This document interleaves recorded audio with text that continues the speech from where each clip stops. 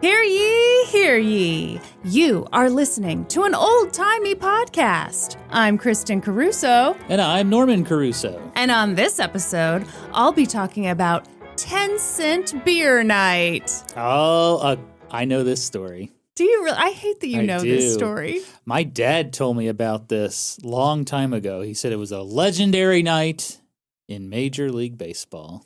Did your dad attend this event? No, he did not. Well, damn, that kind of just cut that story off at the knees. You know what, Norm? I barely recognize you right now because you have new glasses. Mm-hmm. And if I had it my way, people who wear glasses would never be allowed to get new glasses because for the first week that they have the new glasses, I always flip out. Do you think I look better or worse? No, I love the new glasses. Oh, thank you. You know, I was there. I helped you pick them out. I'm just saying I'm like a dog when somebody has a hat on. So you start barking. I'm like, nah! Yeah, you started barking at me when I put them on. That's right. Yeah. I'm still getting used to them, too. I told you that I feel like I look like Mark David Chapman, the guy that killed John Lennon. Yeah, I had the to. Same glasses. But, like, I don't know. They're different. I wanted to change up my look. I wanted to look different and, like... You wanted to look like a murderer. I wanted to kill a pop star. Okay, that's enough of that. No, but it was funny to me that you said that guy's name and expected me to know not only who that was, but have a picture in my head of what that man looked like. Norm, do you have a Patreon plug for us? You big-backed boy? I do. Folks, if you enjoy what we're doing here and want to help out a small, sexy, independent podcast, please consider supporting us over on patreon.com/oldtimeypodcast. Kristin, did you know for just $5 a month, you'll get access to our monthly bonus episodes with full video? Norm, in fact, I did know that because, as a matter of fact, I am your co-host on this show, and I know all kinds of stuff like this. You're supposed to pretend like I'm blowing your mind. Holy shit! But, Kristin, the real party is at the $10 Pig Butter Investor tier. Get in on the hottest new dairy product on the market. You'll get bonus episodes, a signed card and stickers, early ad-free video episodes, access to our monthly trivia parties, 10% off all merch, and ad-free episodes of Kristin's old podcast, Let's Go to Court. Now, Norm, what do people do if they say to themselves, geez, I don't want to support John Lennon's murderer? Well... How do they get past that? Well, let me assure you that I am not Mark David Chapman. Okay. I am Normie C. I'm a non-threatening boy. I would never hurt anybody. Right. So if you want to support the glitzy glammy boys like myself, head on over to patreon.com/oldtimeypodcast and sign up. Thank you. And Norm, I can tell you just want me to get going on this story. You're like, 10-cent beer, say no more. Or actually, no, do say more. Tell it to me right now is what you're saying. Right. But I shan't. I shan't yet. Because you sharted. Hey, no, that's none of your business. Instead, we have an ad. Doodaloo. This episode of an old-timey podcast is brought to you by Alloy Women's Health. Menopause is inevitable, but it's also treatable. I just found out that almost half of women went more than 3 years before seeking relief from menopause or perimenopausal symptoms. Why would we do that to ourselves? Alloy can help you to live your best, healthiest life through menopause and beyond, offering unlimited access to experts and safe, science-backed treatments for your symptoms, skin, hair, and sexual wellness. Get this, delivered to your door. Everything is done online from the comfort of your home, or really anywhere, and there's no waiting for an appointment or in line at the pharmacy. Here's how it works. Alloy solutions are available by prescription, so you'll need to complete a short medical questionnaire and patient verification. Then you'll work with a menopause-trained physician to finalize a personalized treatment plan tailored to your specific needs. Once it's approved, Alloy ships your prescription directly to your door with automatic refills. How awesome is that? There's no need to suffer, folks. I can tell you from personal experience that if you're experiencing symptoms that are making life a little uncomfy, it's always better to get yourself checked out and get the help you need. I cannot recommend Alloy enough. Join the 95% of women who tried Alloy and saw relief in the first 2 weeks. Head to myalloy.com/OTP and tell them all about your symptoms, and you'll get a fully customized treatment plan. And you'll get $20 off your first order today. Head to myalloy.com/OTP and enter code OTP to get $20 off your first order. And now we're back from the ad. Doodaloo. Doodaloo. Okay, 10-cent beer night, Kristin. Are you excited? I'm actually shocked you chose to cover this. Why? Well, because you're not a big sports person, that's all. You're currently wearing a T-shirt that says, "I just hope both teams have fun." And I do. Mm-hmm.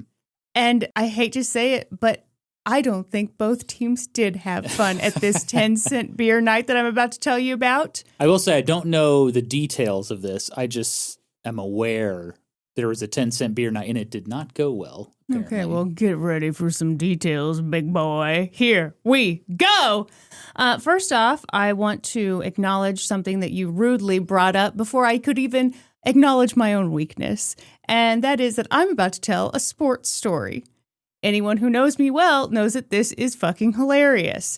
But in a more real sense, I want everyone to know that actually I'm the perfect person to tell a sports story. Why is that? Because I am proficient in sports, and I myself have attended several baseball games. You have, yeah. We've gone to some Royals games. Mm-hmm. In other words, you're in good hands. Catcher's hands. And I am about to knock this story out of the park. Very good. Thank you. Now, Norm, if I didn't know shit about baseball, how could I say those two things? Think on that. I feel like I want to test your knowledge of baseball. Do it. You won't stump me. You won't strike me out. See, this is the sound of the listeners being impressed. People in their cars are like, oh my God. Okay, may I ask you a baseball question? Go ahead. Okay. Prepare to be embarrassed. Let's say... Don't make it too complicated. Let's say a guy hits a ball and it lands in the outfield, but then it bounces over the wall. Uh-huh. What is that called? We call that an oopsie daisy. Oopsie daisy. And how many bases does the batter get for doing that?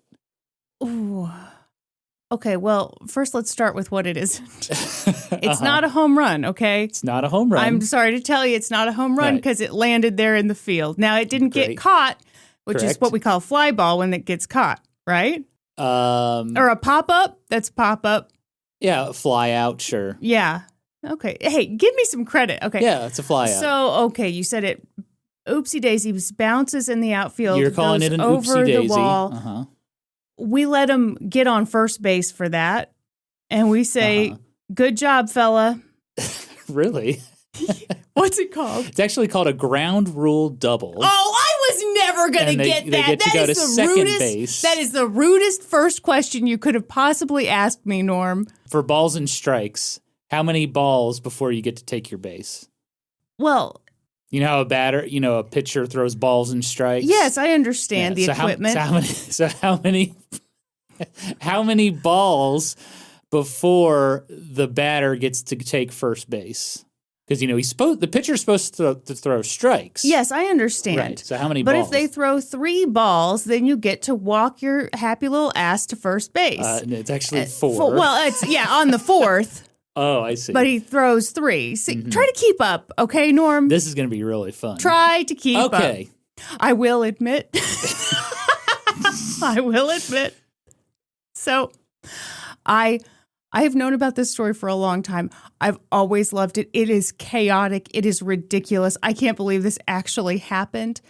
But I've been afraid to cover it because of the sports. Mm-hmm. And I just decided, you know what? I'm going to do it, baby. I can understand sports. It's not that hard. 11-year-olds play this game. That's right. And so I wrote it up. And today I was looking it over and I was like, the sports part of this doesn't make any goddamn sense. Don't worry, What? I'm here. No. I figured it out. Okay, good. I had accidentally, and this is a big blunder, this is what we call an oopsie daisy, lands in the field, pops over the wall. I had mixed up two players thinking they played for the Rangers when they actually played for the Cleveland Indians. And boy, when you're trying to tell a story about who's winning a game, that will mess you up all kinds of ways. You would have thought that I had a bunch of 10-cent beers in me. But don't worry. I'm pretty sure this script is error-free. Okay. Here we go! I do think they should change ground rule doubles to oopsie daisies. Yeah, we all think that. Ground rule doubles doesn't even roll off the tongue. I say we start a petition. Well, we'll get around to it. Okay. All right. It was the summer of 1974, and the Cleveland Indians were in a bit of a pickle. Kristin, Cleveland Indians? Don't you mean the Cleveland Guardians? Yes. They probably never, and by probably, I mean definitely never should have been called the Cleveland Indians. And that's me from Kansas City. We've got the Chiefs. It's okay. They were called the Cleveland Indians in 1974. I'm just telling you, I feel weird about it too, if anyone else is feeling weird about it. So they're in a bit of a pickle. See, the team kind of sucked. Mm-hmm. And attendance at the games was just awful, like embarrassingly awful, because Cleveland Municipal Stadium was capable of holding like 74,000 people. Okay, a lot of people. Norman, how many people do you think showed up at a typical home game around this time? 3,000. Oh, okay. Well, they were doing better than that. My God. 15,000. It was a little under 10,000 usually. Okay. Yeah, that's not too good. Although it's terrible. In a venue that holds 74,000 people, you've got like 8,000 people.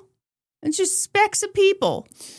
There's some teams today that pull those kinds of numbers too. Like the Tampa Bay Rays, they can't get anybody to go to those games. Wow. You know what? The Tampa Bay Rays, they all got together in the locker room to listen to this episode, and they had no idea that you were just going to spank their bare butts like this. How embarrassing. They know I'm right. They didn't want to hear it, though. Yeah. I'm tough on this podcast. Okay? Oh. I don't hold back. Oh, wow. He's the Judge Judy of podcasts. That's right. Norm, it was so embarrassing. When that stadium had been built, it had been the biggest stadium in all of America. Really? Yes. Wow. I didn't know that. Well, get ready to learn some stuff. It was built in the 30s. Okay, that's the end of that lesson. People had great hopes for it. But by 1974, it was no longer this big, wonderful place. It was mostly just an empty place where if you squinted real hard, you might see some baseball happening. Damn. Now that's insulting. Agreed.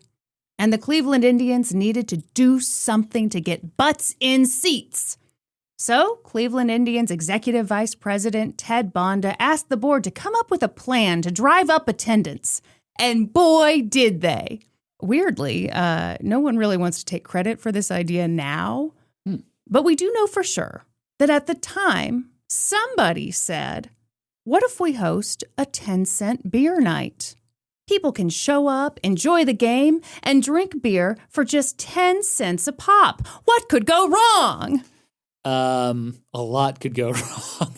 What's the cost of a beer running in 1974? About 65 cents, normally. Okay, so that's a pretty steep discount then. Sure is. Sure is. That is, what is that? I'm so bad at math. And I'm even worse, so is it's that like rude. 80% off? Sure. Yeah. Pretty good. It'd be like instead of a $15 can of beer, it's like $3. So adjusted for inflation, 10-cent beer night today would be 68-cent beer night for a 12-ounce glass of beer. Wow. Ridiculous. Yeah, you could drink a lot of beer. Everyone seemed to like the idea. They had to do something to get people to come out to the ballpark, and cheap beer might just do the trick. Worth noting, though, 10-cent beer night was not an original idea. The Texas Rangers had done it. Turned out fine. The Milwaukee Brewers had done it. Oh. It turned out fine. Really? The Houston Astros had done it. It turned out fine. The Minnesota Twins, Gary and Larry, had done it. They got shit-faced. But also, the baseball team, the Minnesota Twins, had done it. And it turned out fine. Wow, that joke really did not get the roar of laughter I was hoping for.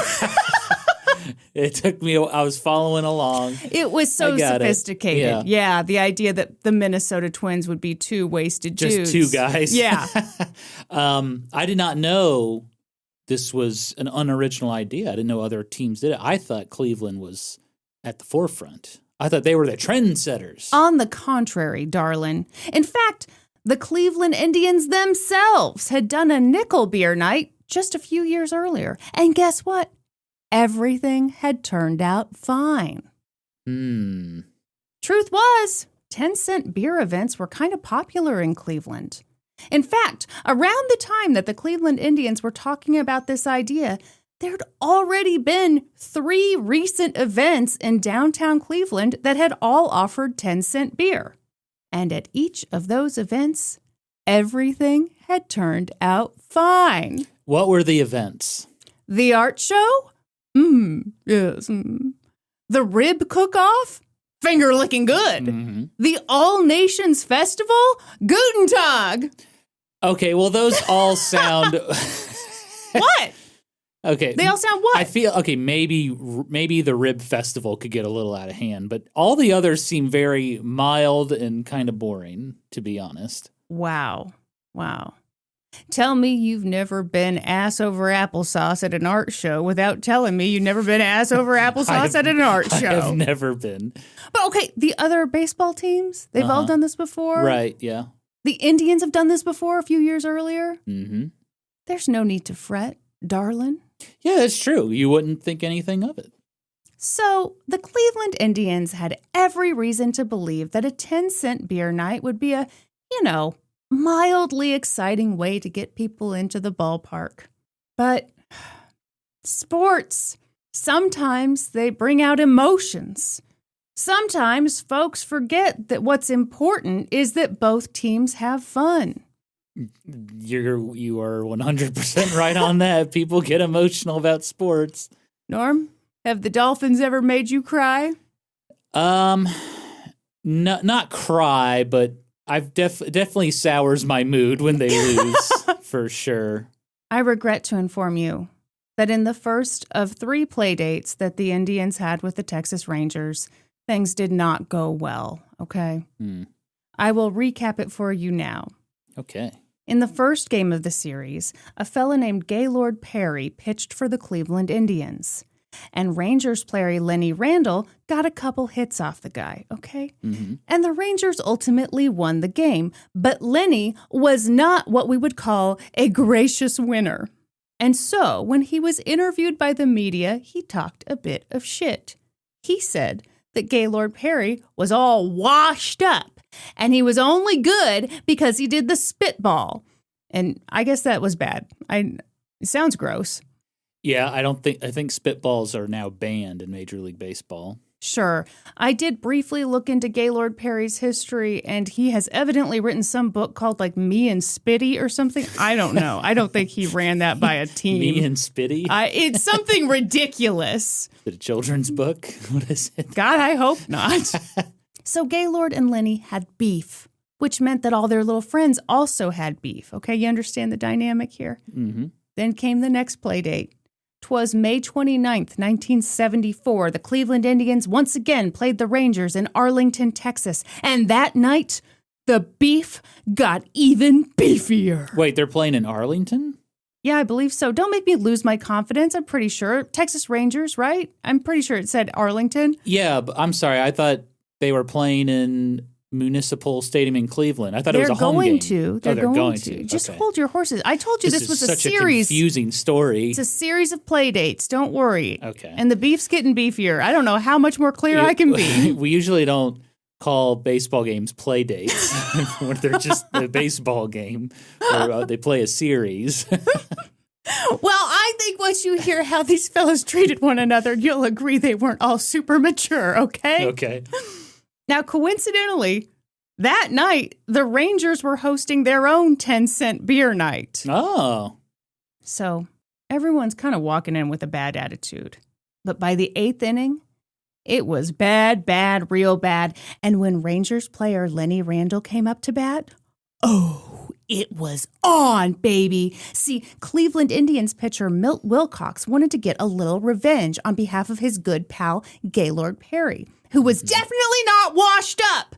So Milt threw the first pitch about 2 feet behind Lenny Randle just to be a dick. We all know he shouldn't have done it. That's what you call Bush League. What? Bush League. Is that what they call it? Yeah. Or are you making up terms? No, Bush League. Okay, well, we don't like it. We don't like the spitballs or the bushes. We hate it. So on the second pitch, Lenny Randle bunted, and Milt Wilcox ran to cover first base. And Lenny, like a little scamp, ran inside the baseline and boom! Knocked Milt Wilcox to the ground. Yep, that's Bush League too. Is Bush League just anything we don't like in baseball? Basically, yeah. Specifically to baseball? Yeah, I think it's specific to baseball. So when they do the hot dog race at Kauffman Stadium and they don't put real fellas in the costumes but instead do it all digital, that's Bush League? I mean, that's not part of a baseball game. It should be. Let's count it. It should be a mandatory part. We'll say it's Bush League. So Lenny knocks Milt to the ground. To quote Rangers first baseman Mike Hargrove, quote, Lenny just knocked him ass over tea kettle. Ass over tea kettle? I love that. I prefer What does that mean? I prefer ass over applesauce myself. Ass over tea kettle means you just, you really got it. See, we're all learning new terms. Where do these come from? We need the origin story of these phrases. Ass over tea kettle? Yeah, that's like kind of when you get flipped usually. There's a story, it was told at my grandpa's funeral, and I loved this. One of his friends was talking about how I guess he was playing ping pong with my grandpa, and my grandpa was always very competitive, very, loved to hustle. Well, I guess there was a couch behind my grandpa that he was not anticipating, so he ran backward, and of course, whoops-a-daisy. And this friend at his funeral said that my grandpa had gone ass over applesauce. And I loved it. And the friend's wife looked a little bit embarrassed. Because they say that you shouldn't mention asses or applesauce at people's funerals, but, I just feel like you could say anything. You could say, like, ass over picture frame or... Well, that's stupid. Damn, wow. So, okay. He's just been knocked ass over picture frame. Mm-hmm. Oh, so, we're workshopping it, folks. We'll figure it out. So then Indians catcher John Ellis came over and he popped Lenny Randle. He popped him good. And as a result, all hell broke loose. Benches cleared? Yep. Big fight. People come in from the bullpen, from the outfield. Norm, you know this too well. I know. Well. Oh, yeah. The Rangers and the Indians were all like, not on my watch. And they all ran out into the field and started punching. Boom, boom, boom. It was a knockdown, drag-out fight. Now, the fighting finally broke up, probably because some hot ladies yelled, please stop. It's not worth it. That's enough, stop. Boys. No, that's not how they do it. You have to sound genuinely upset. Oh, I just thought some hot ladies walked by. Oh, stop it, boys. Oh, well, that... Walking on top of the dugout. Okay, I do like that a little bit. Yeah, in a two-piece bikini. Oh, wow. Oh, it's Arlington. It's hot. The Cleveland Indians were walking back to the dugout, all tough and angry after the fight had been broken up. Yeah, really gets the testosterone going. And then a bunch of Rangers fans threw beer at them. Mm-hmm. Why not? It was only 10 cents a cup. Hell yeah. But the players didn't take kindly to the beer bath. So catcher Dave Duncan started yelling back at one of the fans. And the fan was like, you want to fight me, bro? And Dave was like, bring it on, you skanky bitch. Or, whatever. And then another fan who wasn't even involved in the argument threw a cup of beer right in Dave Duncan's face. And Dave Duncan was like, ah! And he tried to throw himself over the roof of the dugout to get at the fan. And all his teammates were like, Dave Duncan, no! Dave Duncan, no! And they held him back. Whew. I do enjoy compilations of fans trying to fight professional athletes.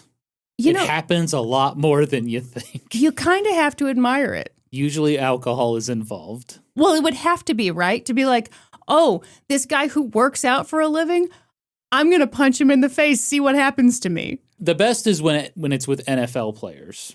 Do people... Oh, man.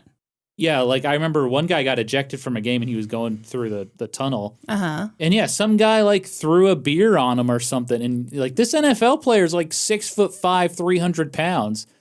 And he's like, he looks up and stares him down. Yeah. And yeah, the fan's like, what? Well, let's go. And it's this like short, fat, pudgy little guy. Mm-mm. It's like, dude, you would just get absolutely destroyed. Now, there was an NBA game one time where a player actually fought the fan. Like, he jumped into the crowd and started fighting him.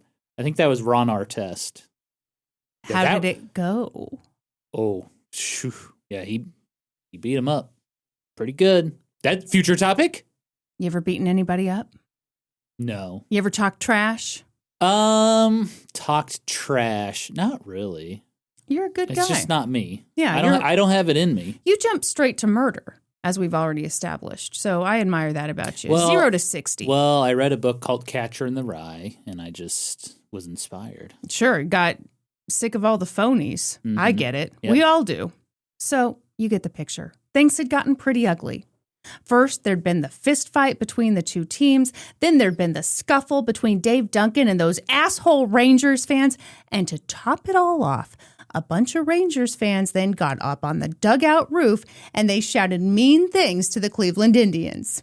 Man, this must have been before there was a barrier.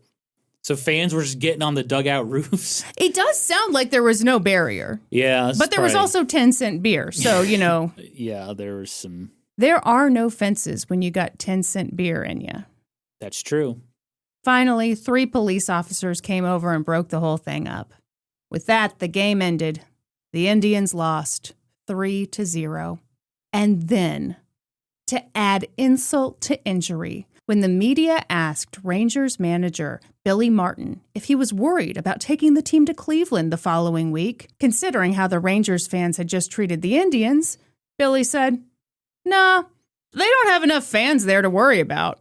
Oh, shit. Oh! Wow, that's just the trash talking continues. It was fucked up because it was true. Yeah. Ooh.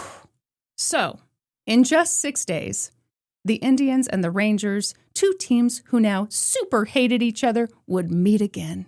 This time in Cleveland. This time at another 10-cent beer night. Over the course of those 6 days, the rivalry built. The host of a popular Cleveland radio show told everyone that they needed to show up for this game. He said weird, inflammatory things that I do not fully understand, so I'm going to share this quote with you. Okay. It doesn't sound sports related, but you tell me if I'm wrong. Right. He said... We won't take it out of context, I promise. Okay. He said, "Come out to beer night and let's stick it in Billy Martin's ear." What the fuck does that mean? Stick it in his ear? Give him an earful? I don't know. I hope so. Yeah. Earful of what, though, exactly? Mean words. Oh. Let him have it. You're not very good at baseball. Yeah. Your uniforms suck and they're kind of dirty. There, I just stuck it in your ear. Yeah. Baseball players don't care about that, Kristin. I don't think that would work too much. The morning of the game, the local paper ran an image of the Indians' mascot wearing boxing gloves. Chief Wahoo. Okay, I was about to write that, but I guess they used a different mascot sometimes, so... It wasn't Chief Wahoo? I don't believe it was. I believe it was... It's not Slugger. I know that's the Royals one. Oh, but it's something that starts with an S, I'm pretty sure. Slugger is very unique. He sure is. Yeah, that's the Royals mascot, for those who don't know. He is a lion with a crown literally formed in his head. He was born that way, baby. God, I hope so. You know, on your old decrepit rotting podcast, yes, I covered a case where a fan got shot in the eye by a hot dog. You can't say shot in the eye. He did. Slugger did hit the guy in the eye with the hot dog. Slugger had a hot dog gun. Okay. He fired off several rounds into the crowd, and he hit this poor man in the eye with a hot dog. Okay, but it was unintentional. And it went all the way to the Supreme Court. The Missouri Supreme Court. Which is the highest court in the land. No. Even the Supreme Court in Washington, D.C. refers to the Missouri Supreme Court. Norm. It's the heart of America, Kristin. That's right. The heart of hot dogs, too. That's probably Chicago. I'm sorry. I'm just picturing, like, if you had to go, and we all do eventually, wouldn't it be a little funny if on, like, your 99th birthday, you go to a baseball game and the mascot is out there firing away with the hot dog gun, and you yawn because you're 99. All right. And a hot dog lands perfectly in your mouth, chokes you out, and you're done. What a way to go. What a way to go. Slugger acquitted of all charges. He's raising a hand with the lawyer. Yeah. So everyone got the message. Show up to the game, and better yet, show up a little angry. And boy, people really did show up. Maybe it was the rivalry. Maybe it was the cheap beer. Whatever it was working. Maybe it was that radio host saying, let's stick it in his ear. And people were like, yeah, let's do it. Yeah. Like a propagandist. He's rallying people. I mean, he really was. That night, June 4th, 1974, 25,134 people came to the game. Wow, that's a good turnout. Yeah. You said it was like a little under 10,000 usually? Mm-hmm. Yeah. It's a great turnout. It was a full moon, temperatures in the 70s. Uh-oh. It was also a Tuesday, the perfect night for getting lit. Did you say a full moon? Yeah. Oh, boy. Do you think that's what's to blame? Weird stuff happens in full moons. Yeah, I'm about to tell you all about it. It was exciting, Norm, but also a little weird. This wasn't the usual crowd. It was younger. And that made sense because at the time, the drinking age was 18. Yes. So a lot of teenagers were super excited about the prospect of maybe buying a bleacher seat for 50 cents and then getting sloppy with the rest of their dollar. And June 4th, so school's out? Yeah. Oh, man. It's a mess. Mm-hmm. One person who attended the game that night was famous anchorman Tim Russert. Oh, I love Tim Russert. Are you making that up? Yeah. Okay. He's from Meet the Press. If you look him up, once you look him up and see a picture of him, you'll be like, I know this man. Maybe I do actually love Tim Russert. You might. Oh, yeah. I know this man. Okay. So he was a college student at the time, and he went there with some friends. And when asked about it later, he said, I went with $2 in my pocket.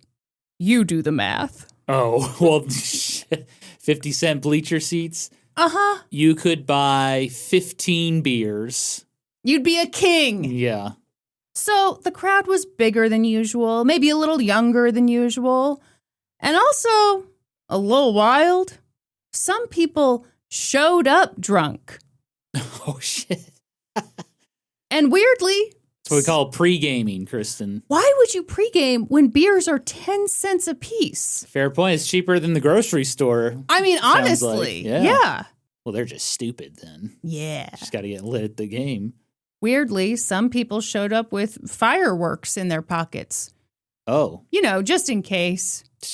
You ever been somewhere and thought, I need to light some fireworks? I'm just imagining me trying to go to a Royals game and I have fireworks in my pockets. I mean, the security at games now is just like... Yeah, you're intense. fall down drunk because you pre-gamed and you got fireworks in your pocket. Yeah. Sir, what is that in your pocket? I'm just happy to be here.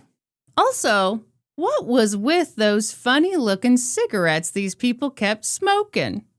Oh, those aren't cigarettes.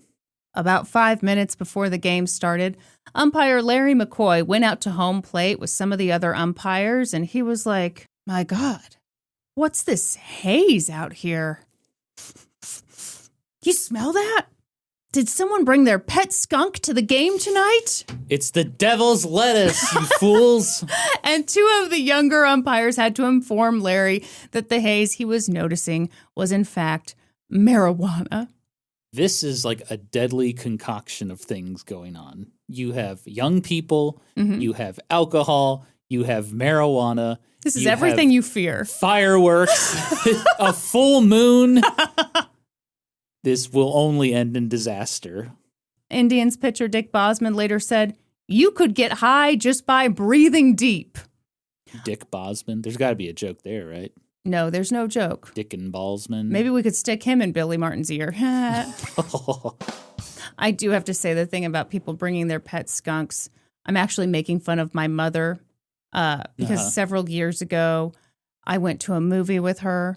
And I don't know if you went with us, but like it was me and Kyla and Jay and Allie. And Allie was really young and we were in the parking lot. Mm-hmm. And I mean, clearly someone had been smoking and, you know, we were all like, woof, but we weren't going to say anything in front of the young child and evidently not in front of my very young mother.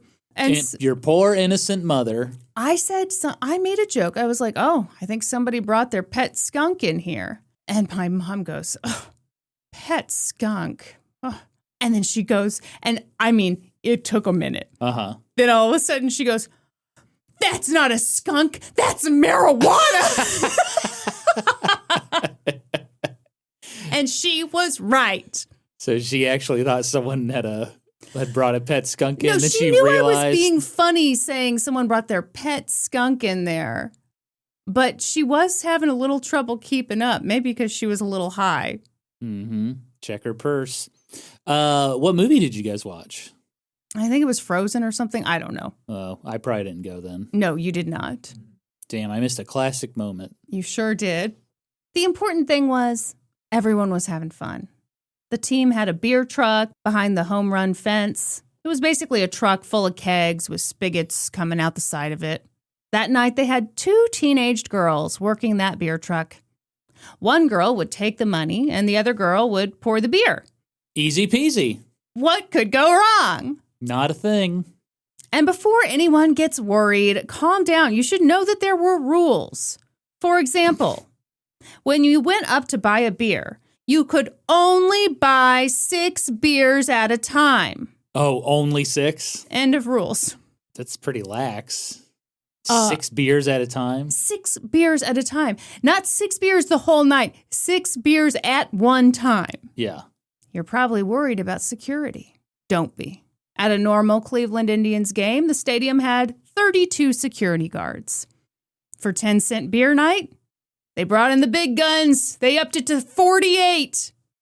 Thank goodness. You can never be too careful. So the game got started and everyone was having a fabulous time. As far as the game goes, the Indians fell behind, and in the second inning, Rangers' designated hitter Tom Grieve hit a home run. Nice. Now hey, what? Pop quiz. What's a designated hitter? The best hitter on the team. Sometimes. What do you mean sometimes? Of course, if it's designated driver means I'm driving. Designated hitter, I'm hitting. Everybody back up. I'm hitting. I'm hitting now. Uh-huh. And don't be shocked when I hit a home run because I'm the designated hitter. Am I wrong? I mean, I'm not wrong. You hate that I'm not wrong. Usually the designated hitter is the guy who hits well. Yeah, what else would he do well?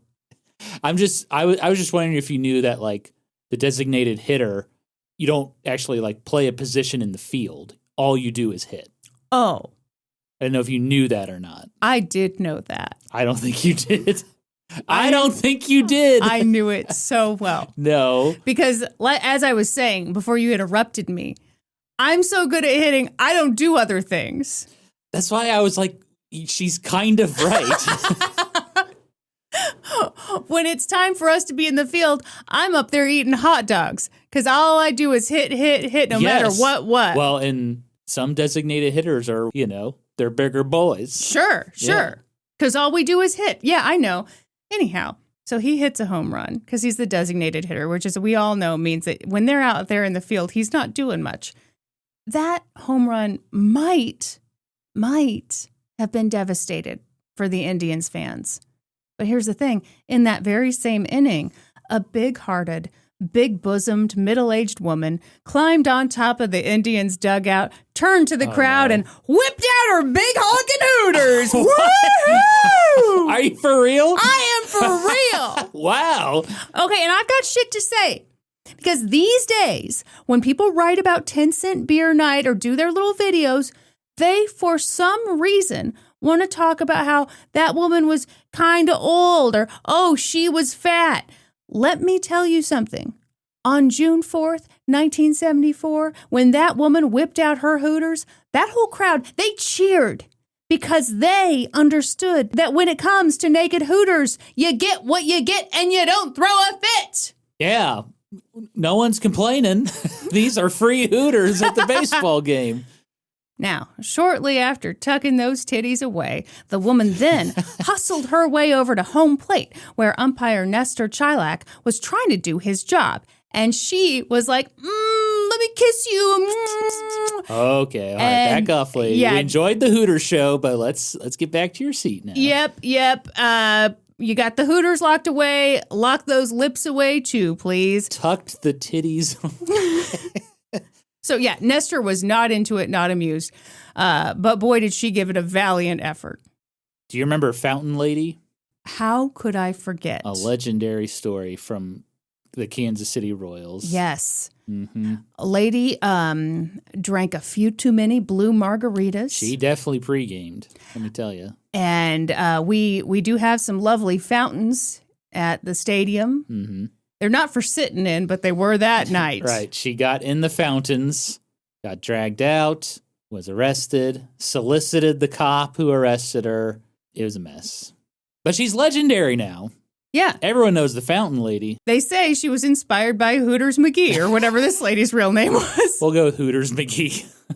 It was at this moment that the folks in charge had their first bit of trouble, because they weren't entirely sure how to wrangle this big, brazen, beer-guzzling broad. But eventually they did get her off the field and away from poor Nestor. Hey, get security out there. Come on, security. Okay, I think they were a little thrown off by how to handle this.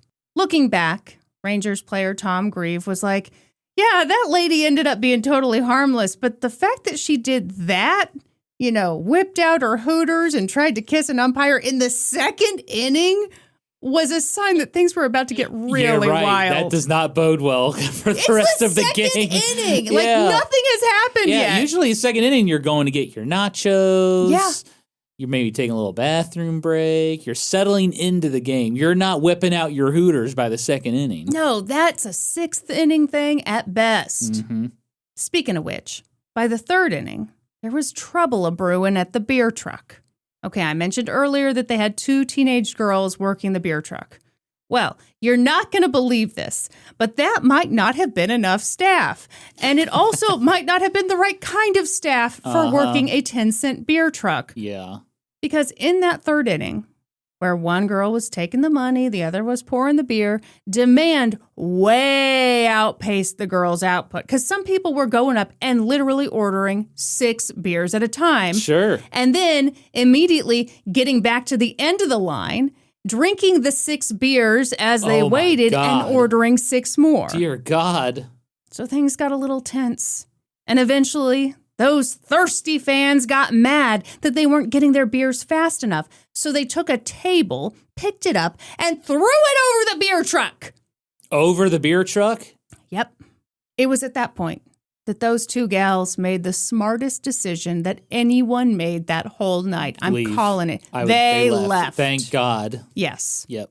So, with the 2 teenage girls gone, the fans began filling their own beers from the spigots on the beer truck. Oh, no. And you'll be disgusted to learn that some people just drank directly from the spigot like an elementary school water fountain. Nasty. It's something Barney Gumble would do on The Simpsons. Well, yeah. Drink directly from the draft spigot. It was official. 10-cent beer night was over. Now it was something even better. It was free beer night. Oh, shit. Oh, no. Yeah, the 2 teenage girls in charge are gone. Let's have a party. That really was the smartest thing they could do. Absolutely. Just freaking leave. Then came the 4th inning. In that inning, Rangers player Tom Grieve once again hit a home run. But no one cared because just as he was about to round third base, a completely naked man jumped on the field and slid buck-ass naked into second base. Woo! Woo, yeah. Legend has it he pulled AstroTurf out of his pubes for weeks. Also in the fourth inning, Indians hitter Leron Lee hit a line drive back to Rangers pitcher Fergie Jenkins. It happened so fast that the ball hit Fergie in the stomach. It was terribly painful, obviously, and the Indians fans felt super bad for him. They shouted things like, "Oh no, is he okay?" Just kidding. As soon as I was going to say, this doesn't sound right. As soon as Fergie took that baseball to his tummy, those drunk assholes began to clap. They began to chant, "Hit him again, harder. Hit him again, harder. Hit him again, harder." Norm, it seemed that the combination of cheap beer, the haze of the devil's lettuce, and perhaps the sight of all that naked nudity had brought out the worst in people. That dude slid buck-ass naked into second base. Yeah, he sure did. That would hurt real bad. Don't call him a hero. On the twig and berries. Mm-hmm. Oof. Mm-hmm. Then came the fifth inning. When Leron Lee got called safe at third, Rangers manager Billy Martin disputed the call. Oh, no. Don't leave the dugout, Billy. Get back in there. Yeah, drunken fans threw beer at him. And Billy Martin, not one to back down to drunken assholes, blew them kisses. Ooh, wow. It is at this point that I'd like to interrupt this chaotic tale with a tender story. Norm, I believe we all like a good father-son bonding moment, don't we? Sure, yeah. Well, get ready to have your heart warmed, okay? Because it was in this inning that a father and son got out there and together on the field, they dropped their pants and showed everyone their butts. Because, and I always say this, if you're gonna moon somebody, you better do it with your family by your backside. Dare I say that the father and son mooning really inspired people. By that point, there were about 60 people running on the field between innings. Why God. not? No one can stop them. No. This is just pure chaos. You said it perfectly. The poor security guards were stretched way too thin, plus they were exhausted trying to keep up with all these wild drunk people. Then came the sixth inning. In that inning, a young man got out onto the field, stripped down to just what the good Lord gave him, ran around here and there, back and forth, and when it looked like he might be in danger of being caught, he ran, and woohoo! Hopped the fence. Ha ha! Freedom! You can't catch me! I'm the little naked man! Except, oh shit! As soon as he hopped that fence, he boom! Ran right into a police officer. And that police officer was prepared because he was holding a big garbage bag, and he put the naked dude in the bag and dragged him away. He put him in the garbage bag? Yes. Just hauled him off like trash? Essentially, yeah. Wow. Pandemonium was officially I'm telling setting you, it's in. that full moon. It's making people do crazy things. Would you ever streak? No. How much would someone have to pay you to slide naked into second base? Oh my God. Like hands first slide or with my legs? You know what? Either one would hurt. You get to choose. You get to choose. It has to be at a major league baseball game. So I have to jump on the field. Yes. Naked. Yes. You can have socks on. We'll allow socks. Oh, thank you. You're welcome. And then I have to slide into second base. We'll allow third as well. How much I'd have to get paid? Yeah. Well, okay, this is tricky because a lot of these streakers are getting charged as... Let's say you don't get charged. I don't want to be on the sex offender registry. No. Let's say there are no serious consequences, but, you know, everyone does have footage of that moment. It's got to be life-changing money. Well, yeah, because it'll live on for the rest of my life.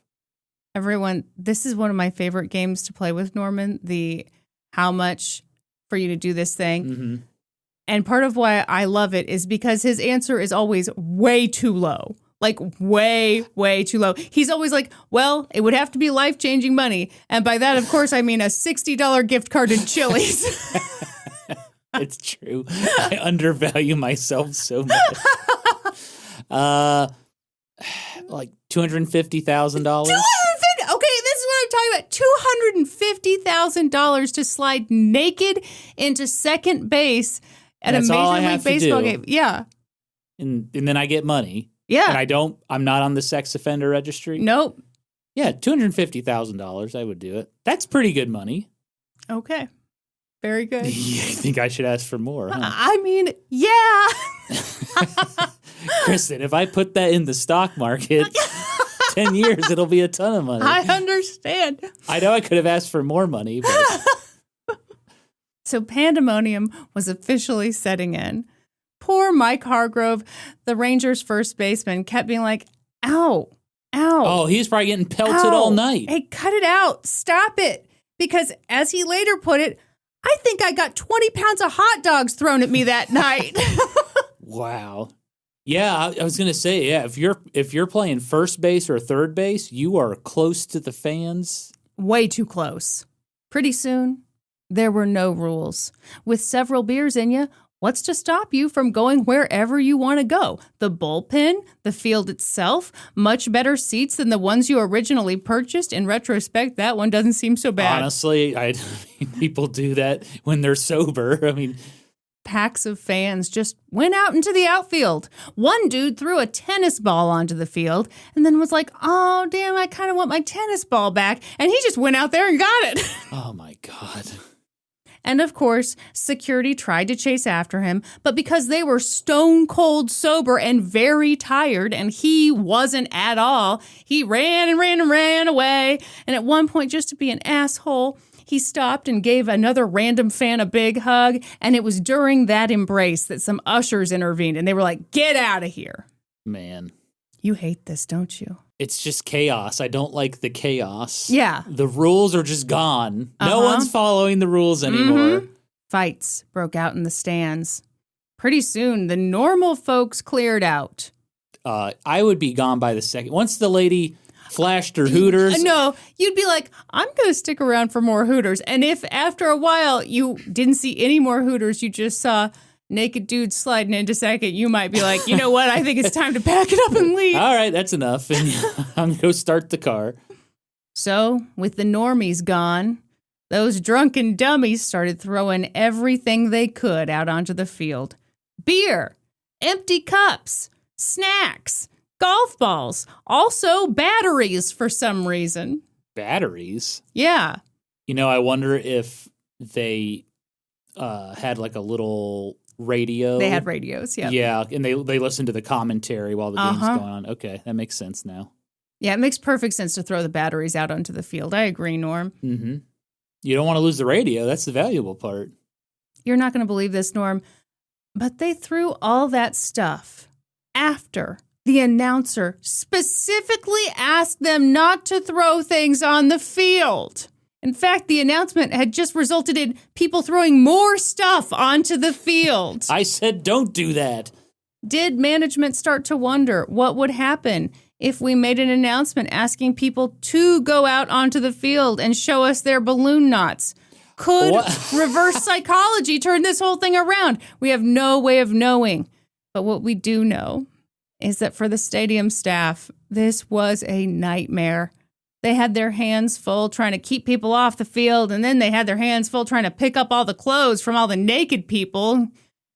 There was trash everywhere. There were beer cups everywhere. At one point, some fan got tired of throwing hot dogs at Rangers first baseman Mike Hargrove and instead threw a half-empty gallon jug of Thunderbird wine at him. What the hell? So it barely missed Mike. So Mike kicked it off the field, thinking, well, the grounds crew is going to come pick that up. And instead, some random fan went out, grabbed it, and took it back into the stands. He's like, oh, mine now. Yeah. He's probably going to go chug it. Well, okay, so that's the thing. It's like, was he going to chug it or was he going to throw it back at Mike? Either way, Mike was not excited to see the outcome. Yeah. In the seventh inning, someone decided to kick things up a notch. I mentioned those firecrackers earlier. Oh, no. I can't believe they haven't canceled the game at this point or postponed the game. Uh-huh. Yeah. How's it going to get better? How's it going to get better? It's just going to get worse.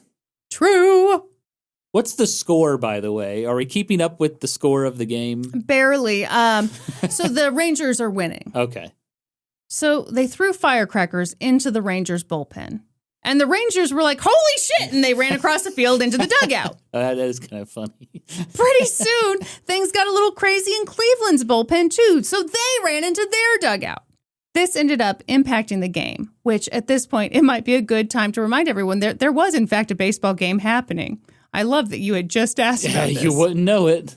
So with the dugout lit up by firecrackers, Rangers manager Billy Martin had to keep relief pitcher Steve Foucault in the game. Because, as all of us baseball enthusiasts know, the bullpen is where the pitchers warm up and get ready to give the hitters the business. And with no opportunity to warm up, Lil Stevie had to save the day by staying in the game, while people whizzed by him, taints to the wind. Good job, Kristin. Speaking of which... Oh, no.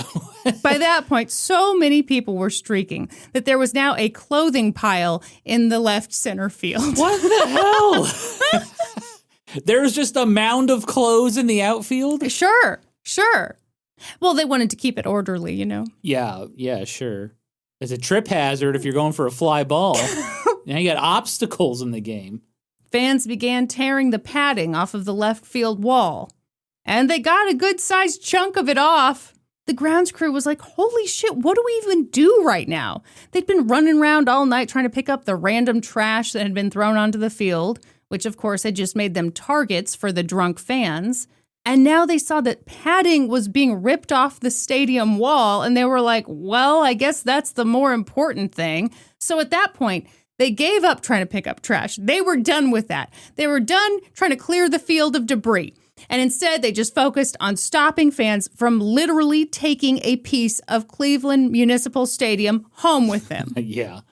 It was at this point, in the 7th inning, that some of the umpires began asking themselves, oh boy, if I need to get out of here quickly, what route would I take? Mm-hmm. And it was also at this point that Cleveland Indians Executive Vice President Ted Bonda bravely thought about doing something. He bravely thought about doing something. It's so brave to think things. Mm-hmm. And he thought about having one of the players, Gaylord Perry, who was not washed up and not spitty, get on the mic and ask the fans to calm down. He thought about it. He did think pretty hard about it. And years later, when asked about that moment, he said that someone else talked him out of doing that. Hats off to you, Ted Bonda. We love an accountable queen, don't we? All right, let's applaud. Woo! Good job standing up and doing the right thing, Ted, for thinking about doing something. Meanwhile, the players were all getting pretty concerned. A lot of them had their families at this game. And they were like, we've got to get our families out of here. So during the 7th inning, the players' families were taken out of the stands and brought to the safety of the locker room. Can you imagine if you had your kids at this game? No, I can't imagine a child at this game. I can't imagine a Normie C at this game. Normie C be gone after the Hooters. Well, I saw what I came here for, boys. Goodbye. Oh, that was fun. Then, in the 8th inning, the higher-ups, including Ted Bonda, were like, okay, this is too much. We've got to pitch in. So they went out, they helped the grounds crew, they helped the security crew, they helped the ushers. I'm, of course, just kidding, because in that inning, all of those dudes ducked out of the stadium trying to act all casual. All the executives left? Uh-huh. Yeah. Oh, and the announcers noticed it. I don't know that they said I'm sure they didn't say anything on mic. But, you know, they're witnessing all this pandemonium. Someone needs to do something. And there go all the front office boys, just like, dee. Well, you know what? I think I need to head home. I have an appointment later tonight. Oh, look at the time. Then came the 9th inning. Until this point, the Indians had been trailing behind, 5-3. But at the bottom of the 9th, shit got real. George Hendrick hit a double. Ed Crosby hit a single. Rusty Torres hit a single. Alan Ashby hit a single. They tied it up. They were posed for a walk-off win. It was in the bag, baby! Okay, if any game should not go to extra innings, it should be this one. Agreed. Please don't let this game go to extra innings. The Cleveland Indians were going to win the game. Nothing could stop them. The crowd went wild.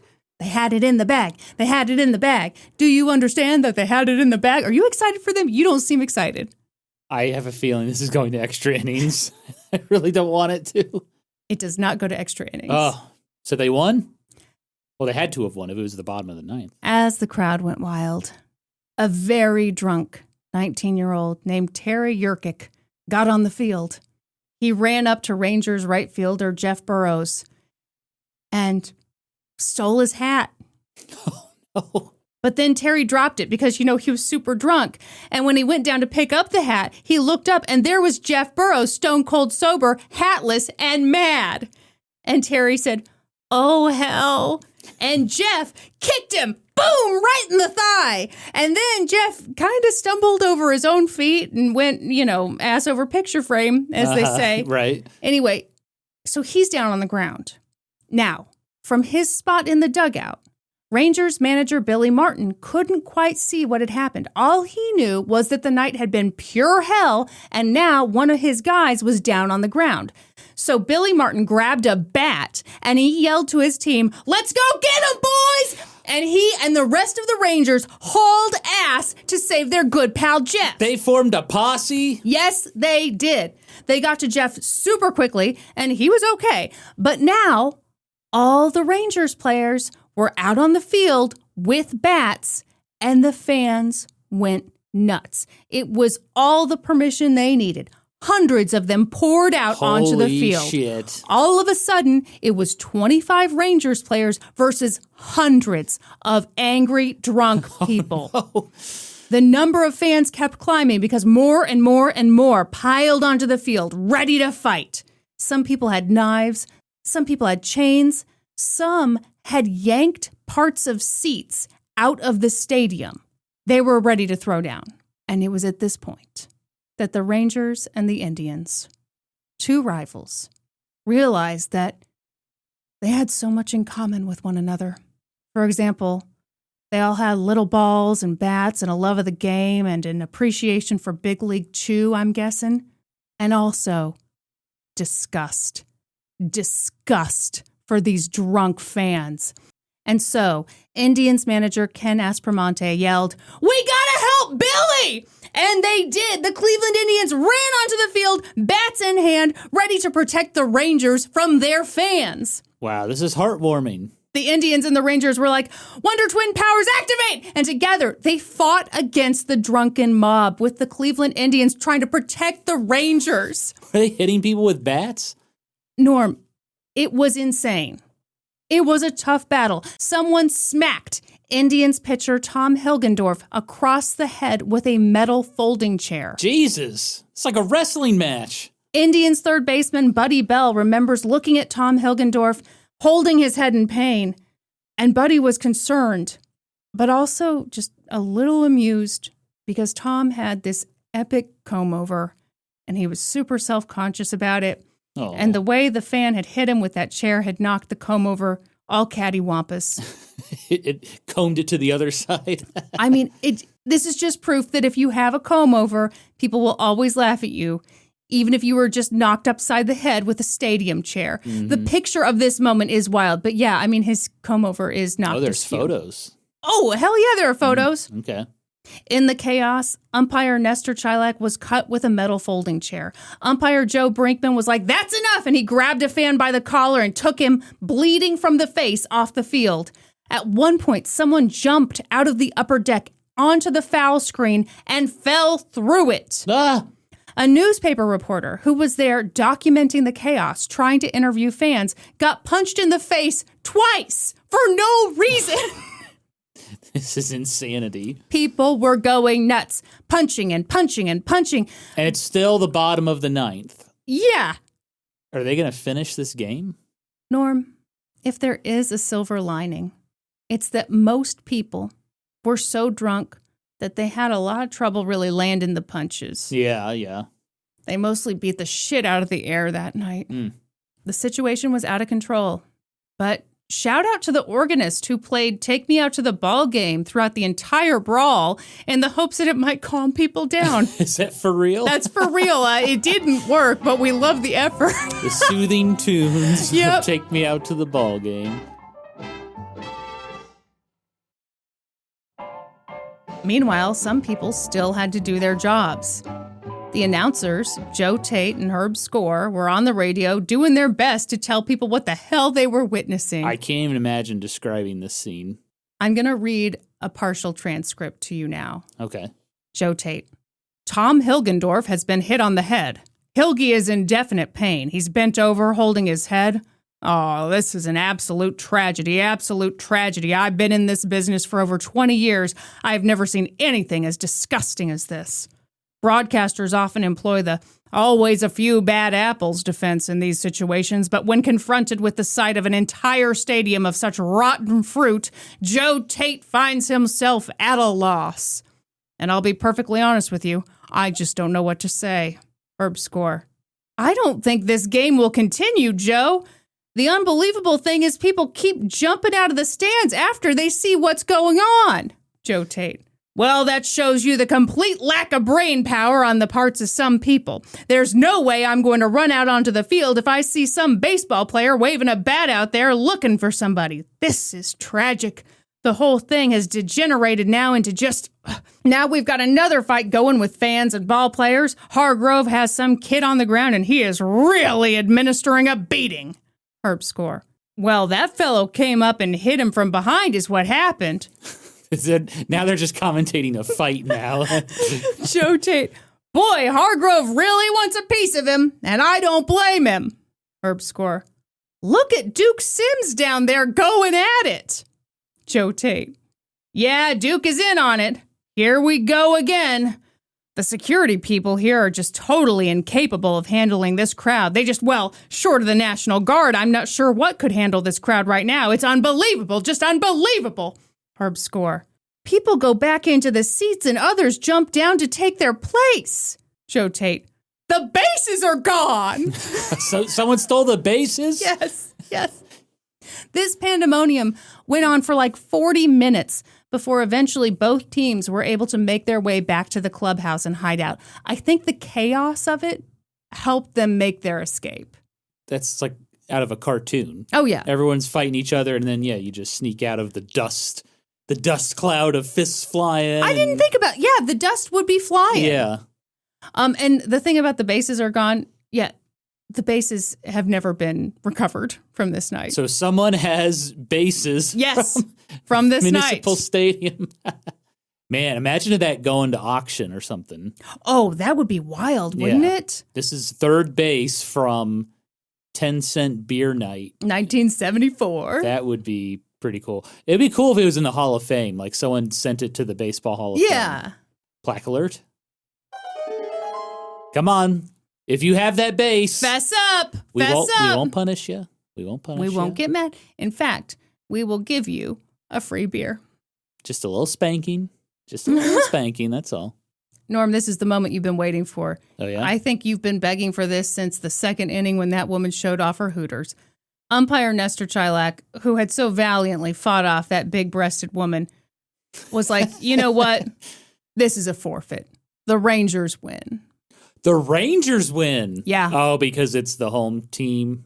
Well, yeah. Yeah, you are responsible. Yeah, you come to my house and I've shat all over the place. That's your fault. That's on me. That's on me.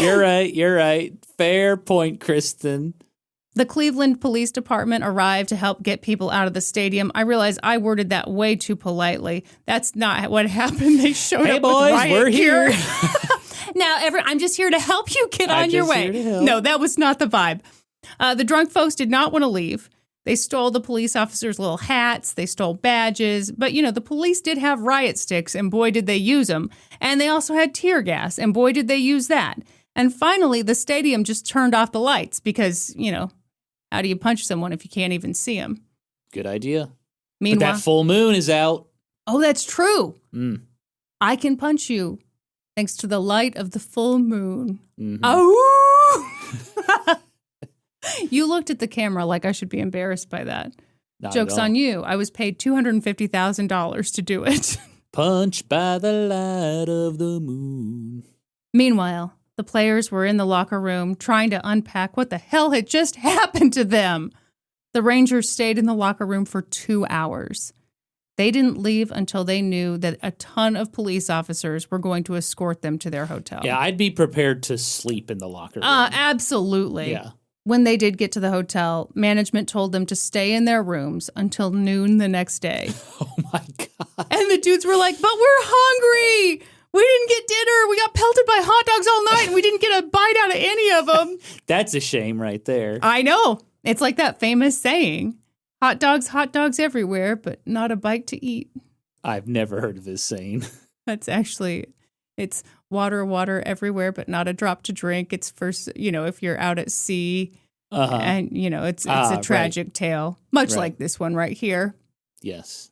That night, when it was time to talk to reporters, the Cleveland Indians were embarrassed. The chief of stadium security told reporters that what had happened that night was the worst incident in the history of Cleveland baseball. He said, we would have needed 25,000 people to handle that crowd. Yeah, make it an even fight. Yeah. What most people felt toward 10-cent beer night was shame, disgust, and there was plenty of blame to go around. But one person in particular was not ashamed, and that was Cleveland Indians Executive Vice President Ted Bonda. Oh, yeah? He wasn't ashamed? Well, he did think about helping. I am not impressed by this man. Yeah. And I don't know why more of these stories don't kind of poke at him a little more. No kidding. As soon as word got out about the 10-cent beer night debacle, the league office in New York was like, Ted, you need to come out here, buddy. And so he went to New York. Talk to Daddy. To get his spanking. And instead of getting spanked, he spent the whole time arguing that technically the night had been pretty good because they'd gotten all those butts in seats. Never mind the fact that the owners of those butts had ripped the seats out of the stadium, but whatever. They were tearing the walls in the outfield off. They stole all the bases. Ridiculous. Funny thing was, there wasn't much time to argue because the following night, the Indians had another game to play. Yeah. Maybe they shouldn't allow fans in for that game. No more fans. Yeah. Cleveland Municipal Stadium still reeked of beer because, of course. Oh, it's going to smell bad for weeks. And that night, before the game started, the announcer said that any fan who entered the field would be prosecuted. And that crowd, which was only like 7,000 people, was so well behaved that one fan said that the evening felt more like a recital than a Major League Baseball game. Now that's my kind of baseball game. Let's all sit and enjoy the game. I won't even make conversation with those around me. That's how much I enjoy this game. Uh-huh. If you're wondering whether the Cleveland Indians learned a lesson, the answer is kinda, because Cleveland held another 10-cent beer night. What? On July 18th, 1974. They had another one? Yeah, so they had 4 planned that season. Well, after the first, you gotta cancel the rest. Maybe not if it got butts in seats. There was like a riot. Yeah. Yeah, this was ridiculous. A lady showing her hooters. Well, what's wrong with trying that? to kiss the ump. You're naming the least bad parts. A man getting pelted by 20 hot dogs. The Rangers players talked later about how, thank God the Indians came out to protect them and help them, because otherwise someone could have gotten very, very hurt. We're talking more than a comb-over scrape, Sure. That's so rude. That guy did look hurt. But it's been a while, so I'm guessing he's fine. It's okay. We can joke about it now. Good, because I've been joking about this thing the whole time. So they had another 10-cent beer night, but they had more rules. People were limited to 2 10-cent beers each. The stadium hired 3 times their normal security, and everything turned out fine.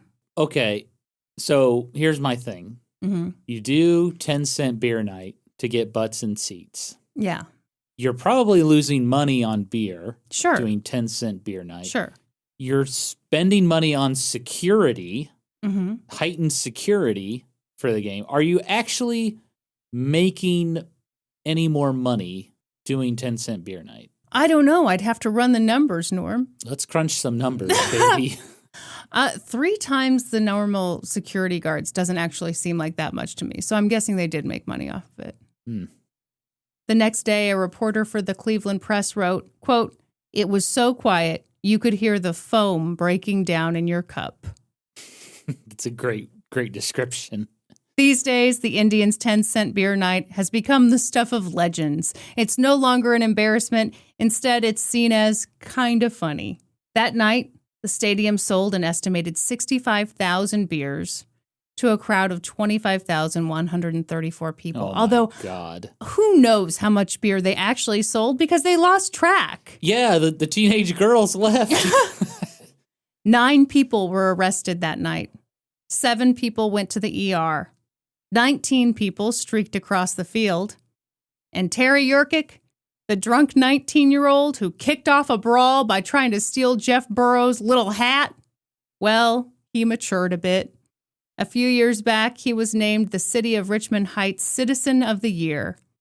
He got the award for his volunteer work with youth sports. Oh, my God. And that is the story of 10-cent beer night.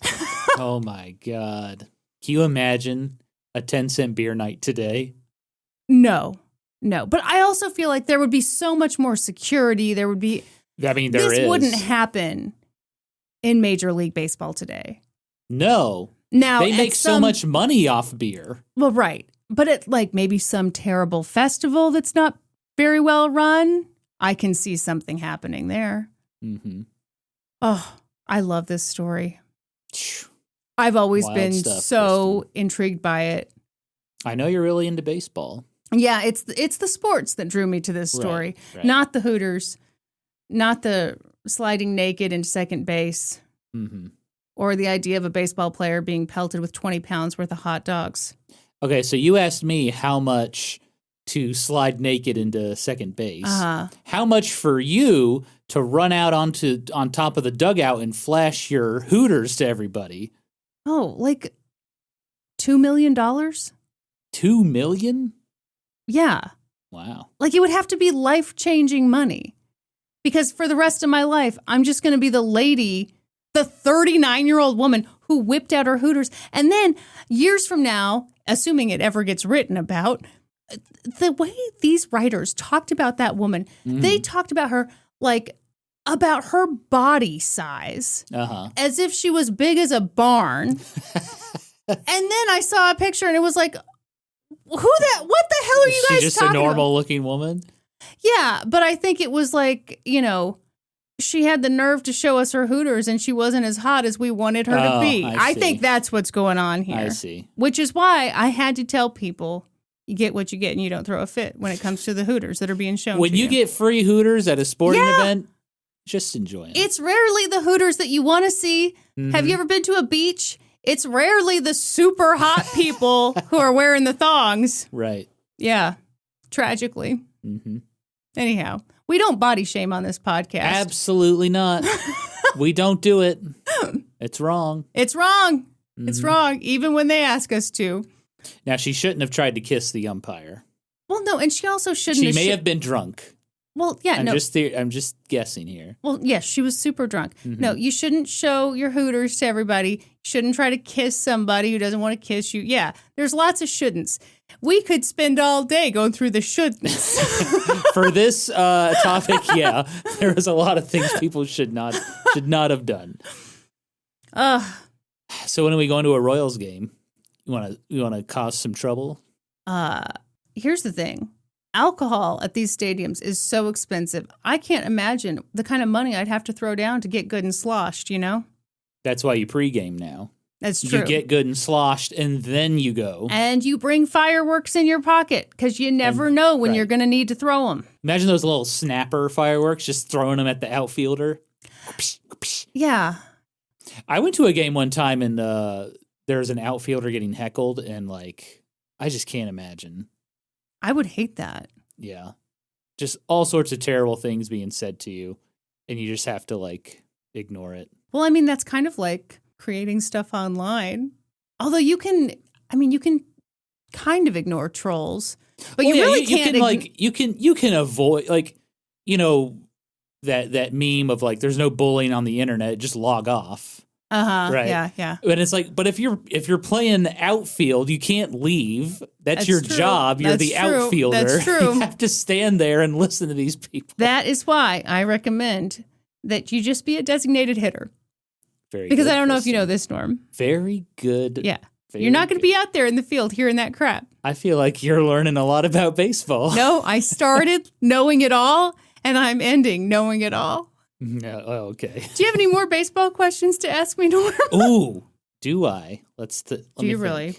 What happens when a batter hits the ball and it hits that tall yellow foul pole? Well, it's a 1 in a million shot, first of all. It happens quite a bit. Yeah, but we're always surprised when it does happen. And when it does happen, that's a foul. That's a foul. It is actually a home run if the ball hits the foul pole. It's considered a home run. Well, in this household. Oh, really? Love is love. Right.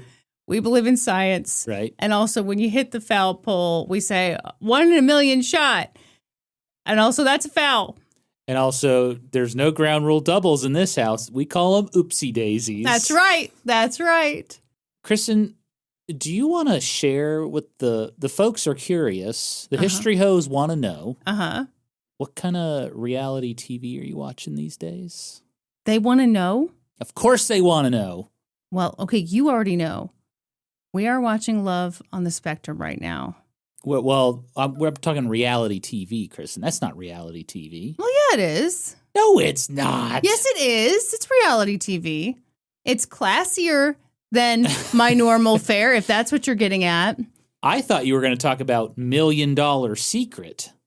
Oh, yeah, the poor man's traders. I am watching that. It is Wish.com traders. But I do like it. I do like it. Yeah, it's pretty good. It has some weird rules. I wanted to talk to you about autism on the spectrum. Love on the spectrum? I wanted to talk to you. I wanted to talk to you about autism on the spectrum. This is why we can't have any unscripted banter, because I will mess up the very name of the show I'm trying to talk to you about.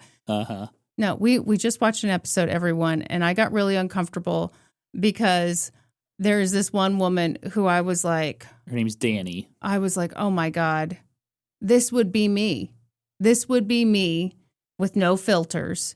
And I know it sounds like I already have no filters, but there are some filters working. But this lady is horny and she knows what she wants. Yeah, she's very and she just aggressive. Yeah, and you know, it's one of those things. I was only uncomfortable because I saw too much of myself in it. I just know that if I were in that situation and I was into a guy and I had no social filters, I'd be like, so when's this happening? So when are we having sex? Do we have to finish this meal or... Oh, God. Yeah. That's a good show. It is I do love that show. It's very heartwarming. It's very sweet. And it just shows like a side of life that I don't think most people are exposed to. I really like it. I also like that in that show, there's really no game playing. What do you mean? Well, I mean, people are pretty clear about what they want and don't want in a partner. And obviously that kind of rigidity can be a bad thing. But I don't know. I watched that show and I'm like, man, I wish I'd had a touch of that when I was dating people. Where you could just be like, I am not interested in you romantically, but... I wish you all the best. I wish you the best. Yeah. You live too far away from me. Or even... You have blonde hair, and therefore, no. I mean, that was what... That one guy really did not want to Connor date a blonde said, woman. I only want to date brunettes. I appreciate it. I respect it. But yeah, new season on Netflix right now. We're not sponsored by this show. We're just talking about... Well, clearly we're not sponsored because I messed up the name of it. You know, they'll know what to do. Should we wrap this up? Let's wrap it up. Kristin, you know what they say about history hoes. We always cite our sources. That's right. For this episode, I got my information from the article 50 Years Later, The Chaos of Cleveland's 10-Cent Beer Night Still Shocks by Zack Meisel for the New York Times. The article 10-Cent Beer Night, An Oral History of Cleveland Baseball's Most Infamous Night by Vince Guerrieri for Cleveland Magazine. The article The Night Beer and Violence Bubbled Over in Cleveland by Paul Jackson for ESPN.com and more. That's all for this episode. Thank you for listening to an old-timey podcast. Please give us a 5-star review wherever you listen to podcasts. And while you're at it, subscribe. Support us on Patreon at patreon.com/oldtimeypodcast. Join the Reddit community, r/oldtimeypodcast. Follow us on Facebook and YouTube and Instagram at Old Timey Podcast. And you can also follow us individually on Instagram. I'm at Kristin Pitts Caruso and he's at Gaming Historian. And until next time, toodaloo, ta-ta, and cheerio! Bye! Bye!